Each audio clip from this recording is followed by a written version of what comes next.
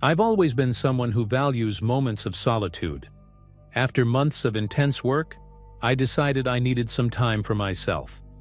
I found an Airbnb in a small coastal town that seemed perfect, cozy, secluded, and with an incredible ocean view.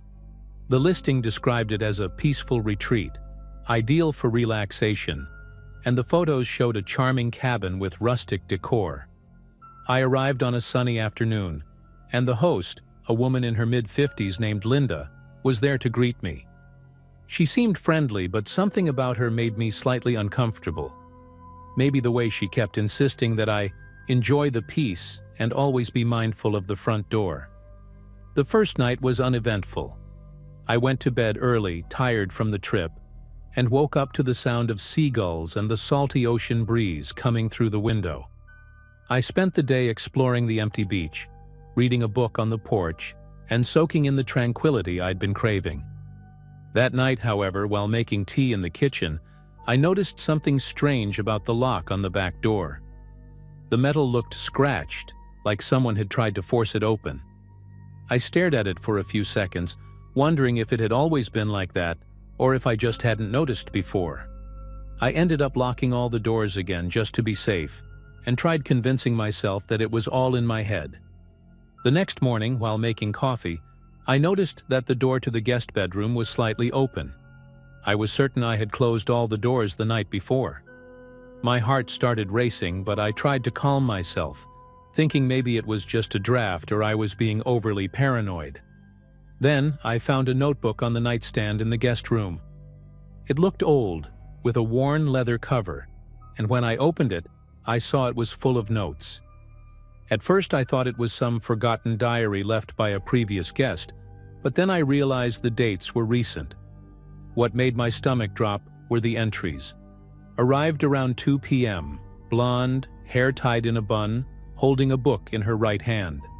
And further down, spent 20 minutes on the porch, looking at the ocean, seems nervous.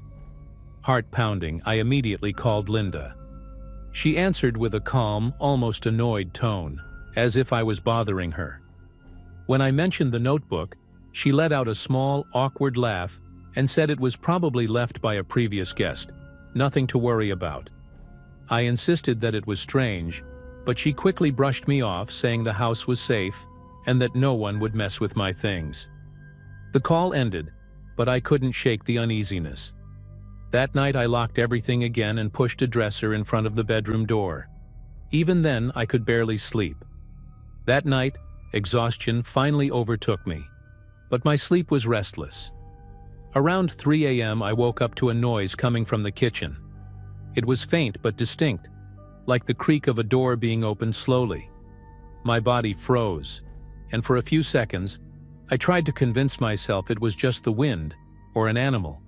But then I heard footsteps, slow, deliberate, as if whoever was there didn't want to be noticed. My breathing became shallow, and every beat of my heart felt like it echoed through the room. With trembling hands, I grabbed my phone and tried to call the police. But to my horror, there was no signal. Staying put and waiting for the intruder to reach my room didn't seem like an option. I grabbed the key to the back door from the nightstand and started unlocking it as silently as possible. When I finally opened it, the cold night air hit me, and I ran outside without thinking to grab a jacket or shoes. I hid behind a bush in the backyard, trying to see through the windows what was happening inside the house. The kitchen light was on, and I saw a shadow move across the room. It was a tall figure wearing what looked like a heavy coat. The person began walking toward my bedroom, and at that moment I almost lost control of my panic. My hands were shaking so much that I could barely hold my phone as I tried, once again, to call the police. Thankfully, the signal returned, and I explained the situation as quickly as I could. They told me to stay where I was and assured me a patrol car was on the way. I waited what felt like hours, feeling the cold ground beneath me, and the fear growing with every passing second. When the flashing lights of the patrol car finally illuminated the driveway, I felt a wave of relief so overwhelming that I nearly cried. The officers entered the house with flashlights and weapons drawn, but to my shock and terror, they found no one. The intruder had vanished without a trace. However, as they searched the place, they discovered a hidden hatch under the kitchen rug, leading to a basement that wasn't listed in the Airbnb description. Down there, they found a single wooden chair in the center of the room, with frayed restraints on the armrests, an old camera, and a pile of notebooks identical to the one I had found. Each one was filled with detailed notes about different guests. When the officers came back from the basement, they called me over to explain what they had found. Despite shaking from the cold and fear, I went to them, still trying to make sense of everything. One of the notebooks was open, and the notes were just as unsettling as the ones I had found in the bedroom. They contained detailed descriptions of people who had stayed there, their habits, schedules, even notes about when they seemed most vulnerable. One of the officers, looking serious, asked if I had noticed anyone lurking around or anything suspicious during the day. I tried to recall any details, but my mind was a fog of panic. At that moment, Linda arrived. She seemed confused to see the patrol car, but her expression quickly changed when she learned about the basement. "I had no idea that was there," she said, but her voice shook and her eyes darted away every time someone looked at her. As the officers questioned her, I started piecing things together in my head. Why had she told me to stay mindful of the front door? Why had she reacted so oddly when I mentioned the notebook? With each second, I grew more suspicious that she knew far more than she was letting on. The officers decided to take her in for questioning at the station, but it didn't bring me the relief I had hoped for. I was still alone, in the middle of the night, in a house that now felt like the setting of a horror movie. They suggested I find another place to stay and promised to continue the investigation. I packed my things as quickly as I could and drove to a hotel in the nearest town, but the fear stayed with me. Every car headlight on the road felt like someone following me. Every noise in the hotel room made my heart race. I didn't sleep a wink. 2 days later, I got a call from the police. They had discovered that the basement wasn't just some makeshift hideout. It was a surveillance spot. Through tiny openings in the walls, you could see almost every room in the house. The most chilling discovery? They found a motion-activated camera connected to a laptop, with recordings of past guests, and me from the moment I arrived. The last footage clearly showed the intruder in the kitchen, but they had escaped through the same hatch the officers had uncovered. They couldn't identify the face, but the footage was enough to open a full investigation. A few weeks later, the police called again. Despite interrogating Linda, she continued to deny any involvement, claiming the basement was already there when she bought the property years ago. However, the camera footage revealed something that made my blood run cold. Multiple times during my stay, Linda had entered the house without my knowledge. Always in the dead of night, through the basement access, she would shine a flashlight and check the rooms, including my bedroom, while I was sleeping. The officer on the phone told me they were gathering enough evidence to prosecute her, but in the meantime, she remained free. That news devastated me. I wanted to believe I was safe, that it was over, but the thought that the Airbnb host, the woman who had greeted me with a smile, was part of it all left me paranoid. For weeks, I looked over my shoulder, constantly checking locks and windows. To this day, I can't stay alone in a strange place without feeling like I'm being watched. The case was eventually closed due to a lack of evidence directly connecting Linda to the intruder or the surveillance system, but the Airbnb listing was removed, and the cabin remains abandoned to this day. I still dream about those nights, the footsteps in the kitchen, the shadow in the window. In some dreams, I can clearly see the intruder's face. In others, it's like he's still there, watching me from somewhere. No matter how hard I try, I've never been able to erase the memories of what happened. The scariest part is that, to this day, no one knows who the man in the recordings was or why he kept those notebooks. All that's left are unanswered questions, and the constant feeling that maybe he's still watching me from somewhere.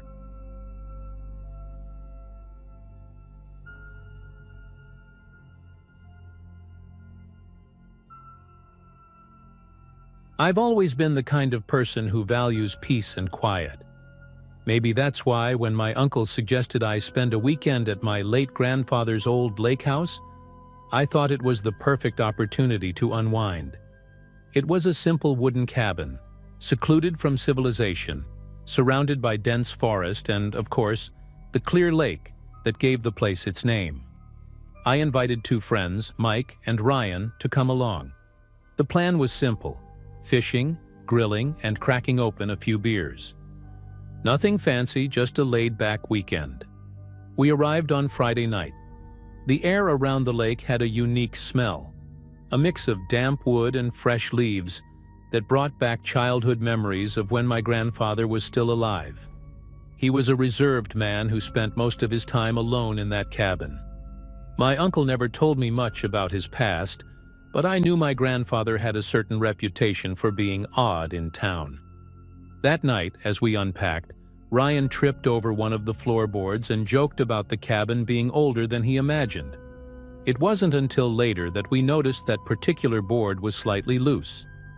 Curiosity got the better of us. After dinner, while we were chatting about nothing in particular, Mike suggested we check it out. It was one of those dumb ideas that only come up after a few beers, but no one objected. We grabbed a kitchen knife to pry the board up. Beneath it, we found something that immediately caught our attention: a wooden chest with rusted locks and an air of mystery that begged to be explored. It was covered in a thin layer of dust, but had clearly been placed there with care, as if someone didn't want it to be found. It took us a while to open the chest. Ryan had to use a screwdriver to force the lock. When we finally got it open, we all froze for a few seconds, staring at its contents. Inside was a pile of yellowed photographs, cassette tapes labeled by hand, and a small leather-bound notebook. The photos showed people I didn't recognize, but gave me an immediate sense of unease. Some seemed to be taken during gatherings or parties by the lake, but others had a darker tone: men exchanging envelopes, blurred faces, cars lined up in the middle of nowhere.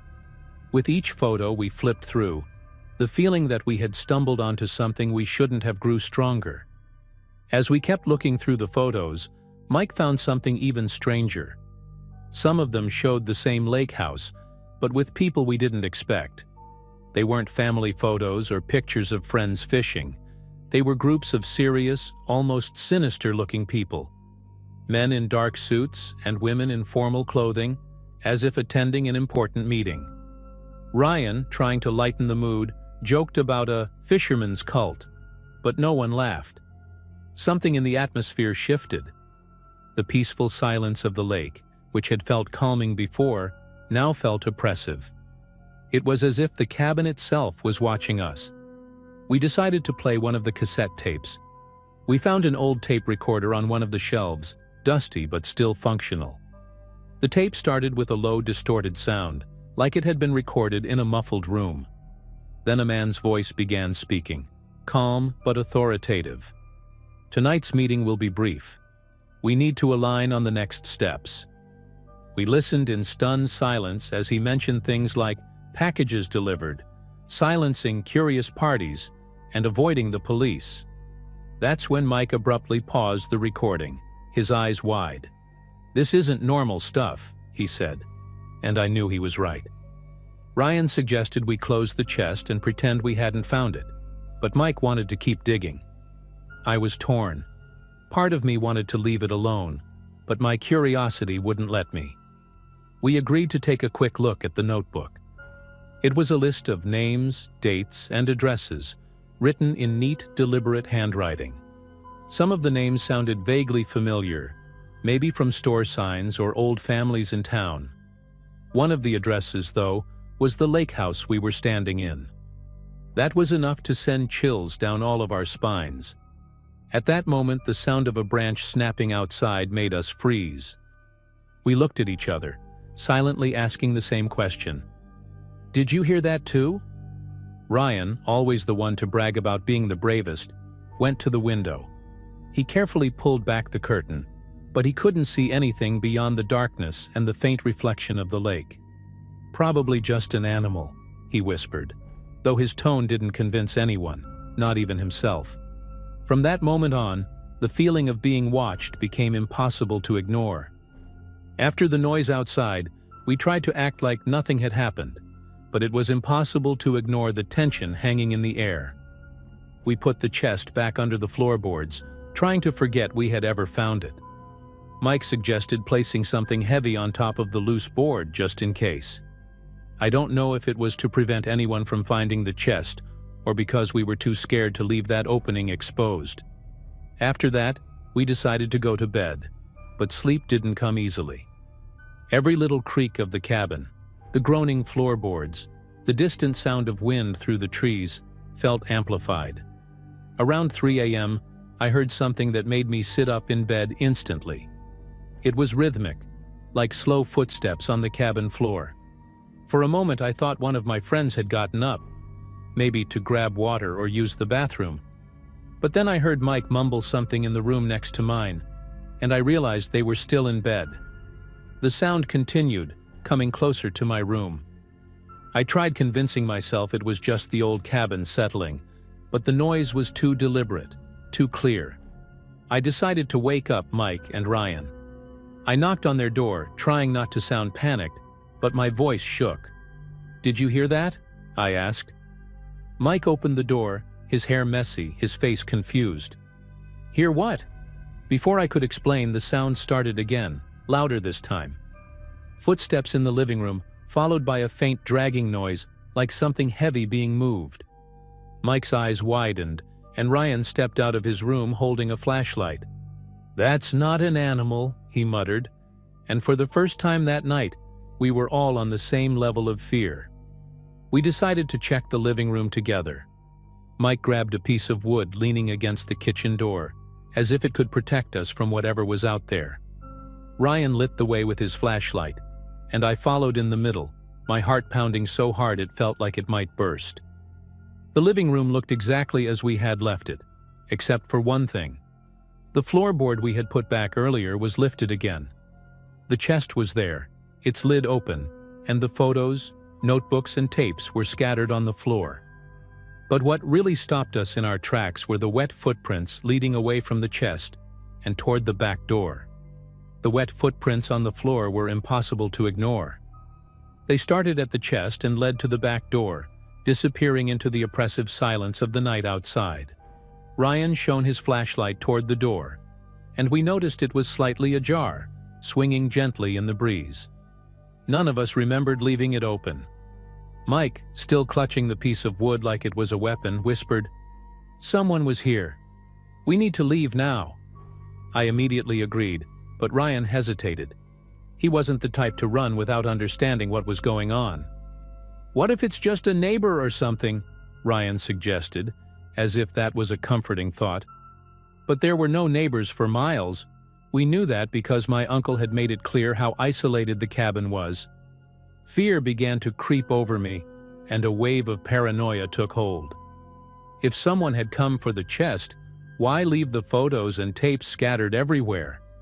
Why leave footprints? We decided to lock the back door and push a shelf against it.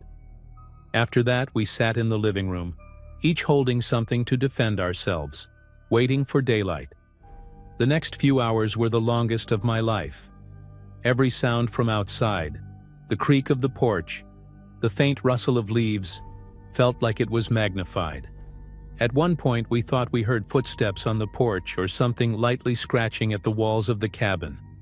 But every time we checked the windows, we saw nothing but darkness and the faint glimmer of the lake in the distance. Ryan eventually broke the silence, his voice low and filled with regret. "We shouldn't have messed with that chest. Whoever hid it wanted it to stay hidden." He was right, but it was too late to take it back. When dawn finally came, we left the cabin without looking back. We abandoned everything, including the chest. Once back in town, none of us talked much about what had happened. I mentioned the photos and tapes to my uncle, hoping for some kind of explanation, but he just stayed quiet for a while before saying, "Your grandfather was a complicated man. Maybe it's better if you don't dig into this anymore." I haven't been back to the lake house since, and I don't plan to. Sometimes I have nightmares about the sounds from that night, and the feeling that something, or someone, is still there, waiting for anyone foolish enough to open that chest again.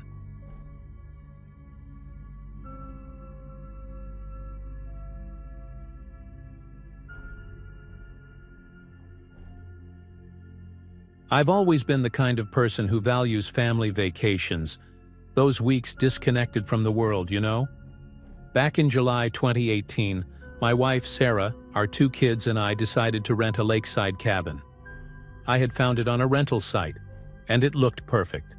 Rustic, isolated, but comfortable enough for a few worry-free days. Our youngest, Ethan, was only 8 at the time, and our daughter, Emily, was 13. We were excited to give them a break from the city. No screens, just nature. We arrived on a Friday afternoon, and the sun reflecting off the lake looked exactly like the photos. At that point, it felt like the beginning of a perfect vacation. The cabin was larger than I had imagined, with 2 bedrooms, a living room with a fireplace, and a small but well-equipped kitchen. The smell of old wood was oddly comforting, like the place had its own stories to tell. Ethan claimed the smaller bedroom, while Emily took an extra mattress in our room. We spent the first day unpacking and exploring the area around the lake. Everyone was excited, especially Ethan, who couldn't stop talking about the fish he saw near the shore. That night, we had a barbecue outside, and everything seemed normal, even idyllic. But in the back of my mind, there was something about the cabin that didn't feel right. Maybe it was the faint sensation of being watched, something I brushed off at the time. It was on the second day that things started to feel strange. Ethan came into the living room with a curious yet frightened look on his face. He was holding a small metal piece, something that looked like a screw but with what appeared to be a tiny lens on the tip. "I found this in my room," he said quietly. At first, I thought it was some old decoration or something left behind by previous renters, but Sarah was immediately suspicious. We went to Ethan's room, and he showed us a spot in the upper corner of the wall where the paint looked slightly cracked. Upon closer inspection, I noticed a hole there, and it looked freshly made. A chill ran down my spine. At first, I tried to rationalize it. Maybe it was some old security setup or something installed by a former owner, but Sarah insisted it wasn't normal, so I decided to investigate further. I grabbed a screwdriver and started removing the wooden panel where the hole was. Behind it, there was a small camera connected to dusty wires that disappeared into the wall. My heart raced. "This isn't normal," I murmured, while Emily and Ethan stood frozen, staring at me. It was as if the perfect cabin we'd rented had suddenly turned into something out of a horror movie. After finding that camera, the entire atmosphere in the cabin shifted. What had once felt cozy and peaceful now felt claustrophobic, like we were being watched with every move we made. Sarah suggested we call the cabin's owner immediately, which I did. He answered after a few rings and sounded surprised, or at least he tried to. "A camera? That's impossible. We never installed anything like that," he said, his voice tinged with indignation. Despite his reassurances, something didn't feel right. He insisted that maybe a previous guest had done it without his knowledge. But as we talked, I noticed something unsettling. The line began to crackle, and a faint, muffled voice echoed in the background. It was as if someone was listening in on our conversation. After the call, I decided to follow the camera's wires to see where they led. The cabin had a small basement, accessible through a narrow staircase beside the kitchen. The light down there was dim, with only a single bulb hanging from the ceiling, but it was enough to see what left me speechless. In the far corner, covered by a dusty sheet, was an old control panel filled with switches and buttons. Connected to it were small, outdated monitors, like something you'd see in old security setups. Some were off, but others flickered with static.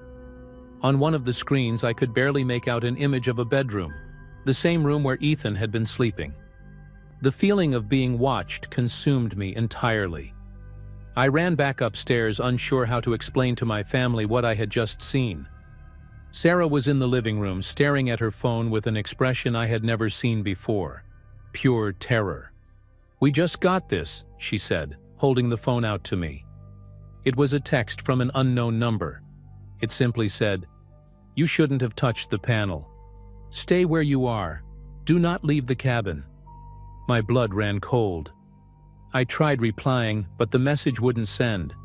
The signal seemed to be failing. By then, Ethan and Emily had joined us in the living room, and we all knew something was seriously wrong. From that moment on, it was a mix of paranoia and panic. I locked every door and window while Sarah kept trying to call the police, but the calls wouldn't go through. Outside, the silence of the lake felt heavy, oppressive. Every little noise, the rustling of leaves, the creak of the wood, made us jump. That's when Ethan, still clutching the camera he'd found, asked, "Does this mean they're watching us right now?" I didn't know how to answer. All I knew was that, somehow, someone was watching, and it seemed like they didn't want us to leave. My mind raced, trying to find a logical explanation, but nothing made sense. As I tried to process everything, something outside caught my attention. Through the living room curtains, I saw a sudden flash coming from the direction of another cabin across the lake. It wasn't a flashlight or anything like that. It looked more like a direct beam, almost like a signal. "There's someone else out there," I said, pointing toward the window. Sarah and Emily joined me, but the flash had already disappeared. I felt like I needed to know what was going on, even though it was probably a terrible idea. I grabbed a flashlight and, despite Sarah's protests, stepped outside. Every step toward the lake's edge felt heavier than the last. The silence was so intense I could hear my own breathing and the crunch of leaves underfoot. When I reached the shoreline, I realized the other cabin was completely dark, with no signs of anyone being there. But as I aimed the flashlight toward the trail leading to it, I saw something that made me freeze. There were fresh footprints in the mud heading in the opposite direction, into the woods, away from the cabin. They looked recent, as if someone had passed through just minutes ago. A sharp crack from the trees made me stop.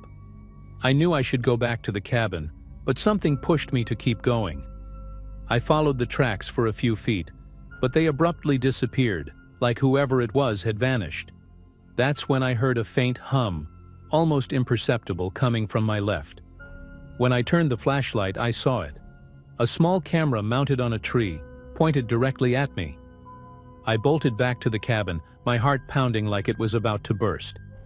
Sarah was waiting at the door, her face a mix of fear and relief. "We got more messages," she said, her voice shaking. She handed me the phone, and I read the new texts. One said, "We warned you not to leave." Another, sent just minutes later, repeated, "Stay where you are." The tone was commanding, almost menacing. We couldn't figure out who was behind this or how they knew exactly what we were doing. Emily was crying in the corner of the living room while Ethan, still holding the camera, muttered under his breath, "They're everywhere."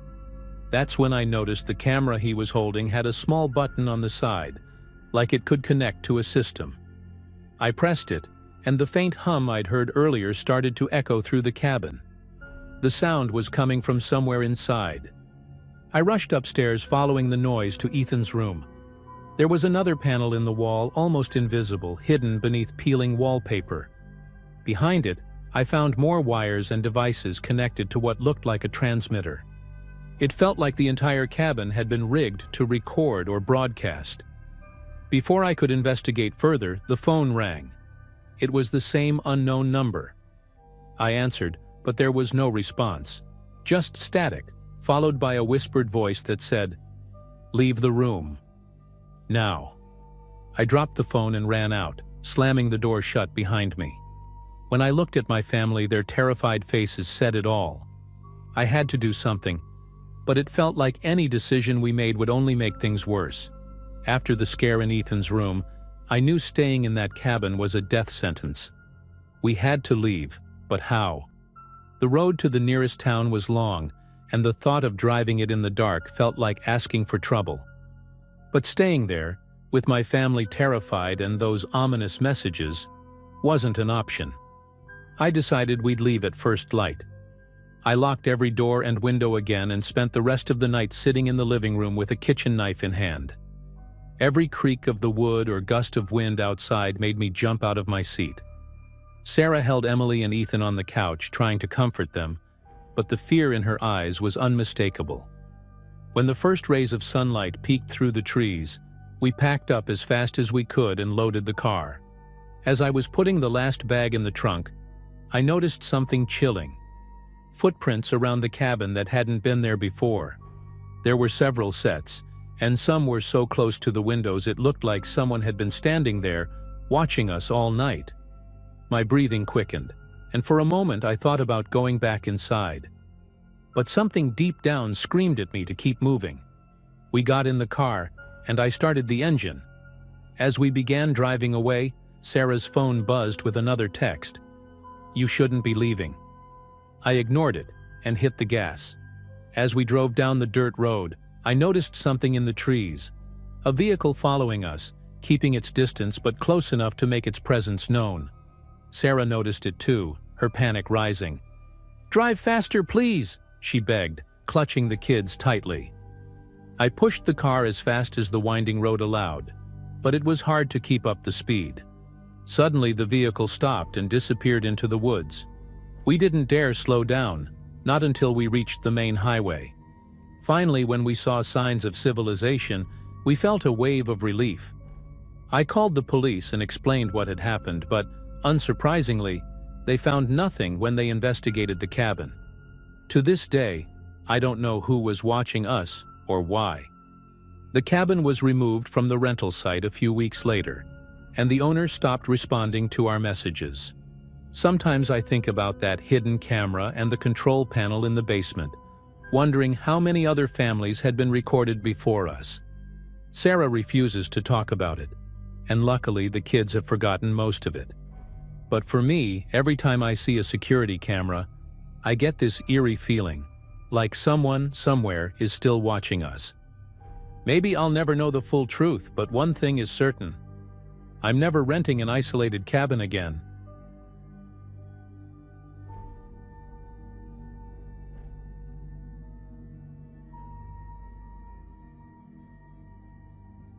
Me and Sarah always liked escaping the city on weekends, so when she found a cheap Airbnb at a countryside farmhouse, it seemed like the perfect choice. It was early fall, with that crisp weather, golden leaves scattered along the roads, and the promise of a quiet place to relax. The listing showed a charming house with a wooden porch and endless fields in the background. The host seemed helpful in the messages, too. He mentioned the place was isolated but safe, perfect for couples looking for peace and quiet. It sounded ideal for us. Everything felt like just another ordinary weekend. When we arrived, the farmhouse looked exactly like the pictures, but there was one detail that hadn't been mentioned in the listing: an old crumbling barn behind the main house. The windows and door were boarded up with uneven, weathered planks, giving it a creepy, abandoned vibe straight out of a horror movie. The host, an older man named Mr. Tom, was there to greet us. He was friendly but very firm when he pointed at the barn and said, "Don't go in there no matter what. It's been locked up for years and full of dangerous junk." We laughed it off. Who in their right mind would want to explore a place like that? The house we rented was cozy enough, with a big fireplace in the living room and a comfortable bed. The barn quickly left our thoughts. The first night was peaceful, for the most part. We sat on the porch, stargazing, talking, and sipping wine. The only sounds were the rustling of the trees and the chirping of crickets. But around 2 in the morning, just as we were falling asleep, we heard something coming from outside. It was a low, rhythmic sound, like something heavy being dragged across the ground. I got up and looked out the bedroom window but didn't see anything. Sarah woke up and asked what it was. "Probably just the wind," I said, trying not to sound alarmed. But the sound continued for a few more minutes before stopping abruptly. The next morning, as we were having coffee on the porch, Sarah noticed tracks in the dirt near the house. They looked like something, or someone, had been dragging something toward the barn. I tried to rationalize it, saying it could have been a deer or maybe even a stray dog. But the tracks were too straight, too deliberate, like someone had carefully pulled something in that direction. It unsettled me, but I didn't let it show. I shrugged it off, and we spent the day exploring the surrounding fields. Still, I couldn't shake the feeling that the barn was watching us, standing silent and ominous in the distance. During the day, we tried to distract ourselves with a walk through the fields nearby. The area was beautiful, with a peacefulness that felt frozen in time. But even while we admired the scenery, the barn lingered at the back of my mind. Sarah seemed restless too, though she didn't say much. We returned to the house at dusk, and as we prepared dinner, we heard the same sound from the night before. This time, it was louder and clearer, like something, or someone, was moving inside the barn. "You heard that, right?" Sarah asked, setting the knife she was using down. I nodded but tried to downplay it.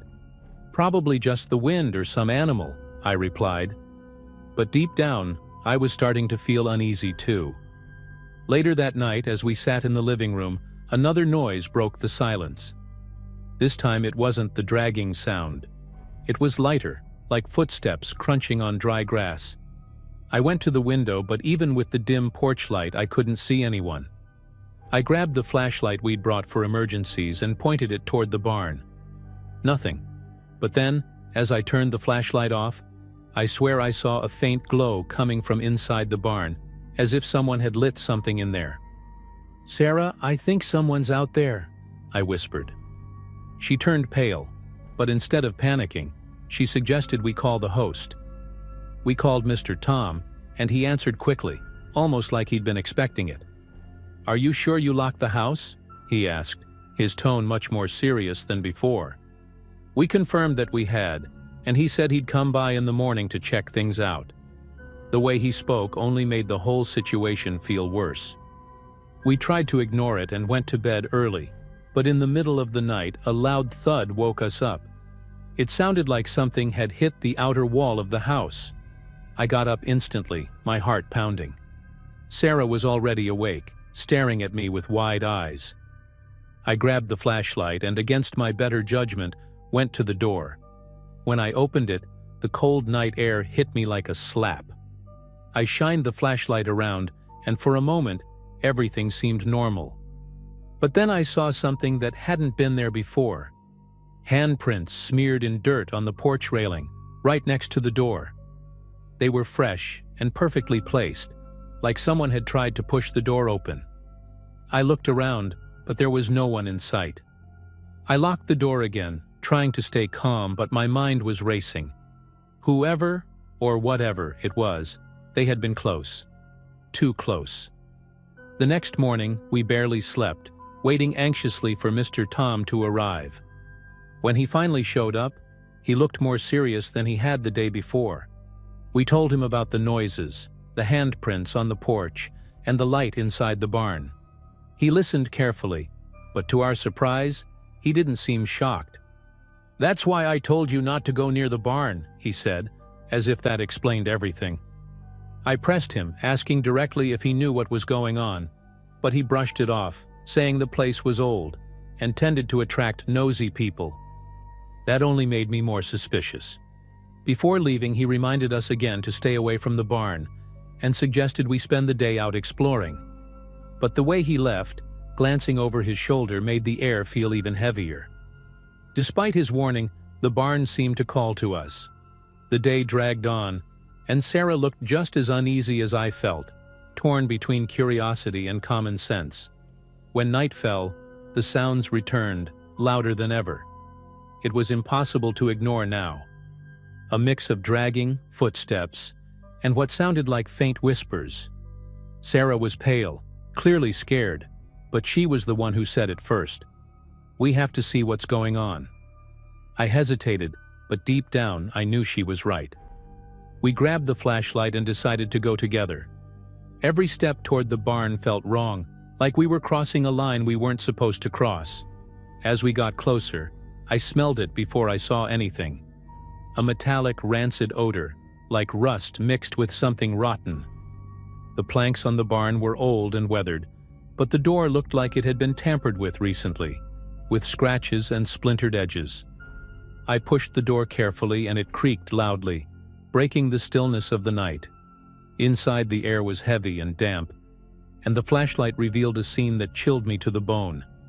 It wasn't just full of junk like the host had said. There was a mattress on the ground, clearly used recently, and scattered food wrappers. But the worst part was in the corner, a makeshift altar with unlit candles, and a strange wooden object covered in carved symbols. As we tried to process what we were seeing, footsteps echoed behind us.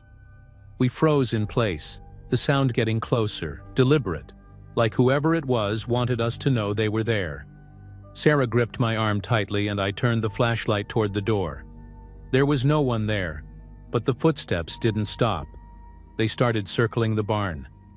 "We need to leave now," I whispered, panic creeping into my voice. Sarah nodded, and we began backing away slowly, trying not to make any noise.